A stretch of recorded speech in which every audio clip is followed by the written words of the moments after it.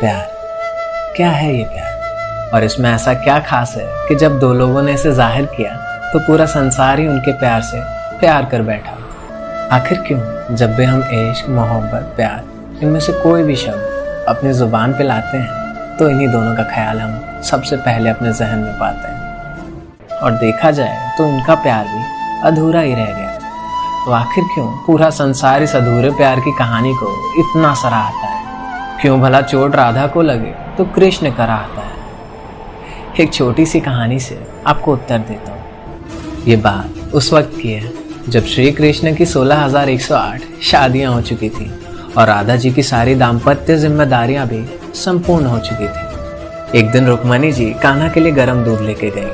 कान्हा ने दूध पिया और दूध इतना ज्यादा गर्म था कि उनका हृदय भी जल उठा। उसी क्षण कान्हा के मुख से हे राधे गूंज उठा। रुक्मणी ने हे राधे जैसे ही सुना, प्रभु ये कैसा प्रेम है आपका, हर सांस में राधा को ही याद करते हैं, प्रेम तो मैं भी करती हूँ ना आपसे, ऐसा उन्होंने कहा। कान्हा विनम्र भाव से बोले, क्या आप राधा से मिली हैं? इतना कह के वो मुस्कुराने लगे। अगले ही दिन रुक्मणी जी पहुंची राधा के महल में। राधा सा तेज और सुंदरता दिखा कश के पहल में। पास जाके उस स्त्री से पूछा उनने, क्या आप राधा हैं देवी? नहीं तो मैं तो हूँ उनकी दासी। राधा जी वो तो आपको 7 द्वार पार मिलेंगी, हर द्वार के प्रारंभ में आपको उनकी दासी ही दिखेंगी। रुक्मणी जी ने हर द्वार पे एक से बढ़कर एक देखा तेजवान। मन ही मन सोचा, अगर दासियां इतनी सुंदर हैं तो भला राधा कितनी होगी रूपवान। जब प्रवेश किया रुक्मणी ने अंतिम द्वार तो पूरी तरह अचंभित रुक्मणी रह गई हैरान। राधा के पूरे शरीर पे छाले थे। रुक्मणी जी ने पूछा, देवी आपके शरीर पे इतने छाले क्यों हैं?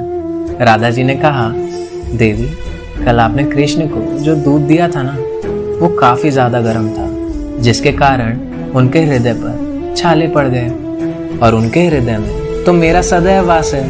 उनका प्रेम ना होते हुए भी मेरे पास है। अब तो आप समझ ही गए होंगे कि क्यों ये पूरा जगत इस अधूरे प्यार की कहानी को इतना सराहता है।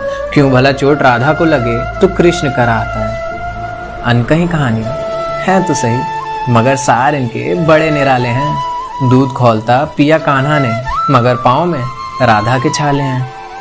अगर प्यार सच्चा हो ना, अनकंडीशनल हो ना, तो इंसान के पास रहने से कोई इम्पैक्ट क्रिएट नहीं होता।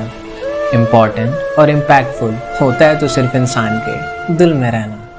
राधा कृष्ण एक ऐसी कहानी है जिसके पन्ने अधूरे होके भी पूरी तरह पूरे हैं। अगर किसी को सच्चे प्यार की अनुभूति करनी है या ये जानना है कि सच्चा प्यार क्या है, तो राधा कृष्ण का एक पन्ना भी आपको लाखों उत्तर दे सकता है।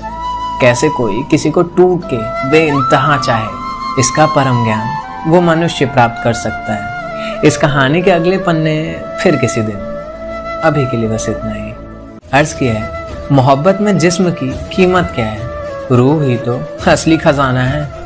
मोहब्बत में जिस्म की कीमत क्या है? रूह ही तो असली खजाना है। बाहों में भरना फिजूल है लगता कि उसे दिल में ही तो बसाना है। राधे राधे।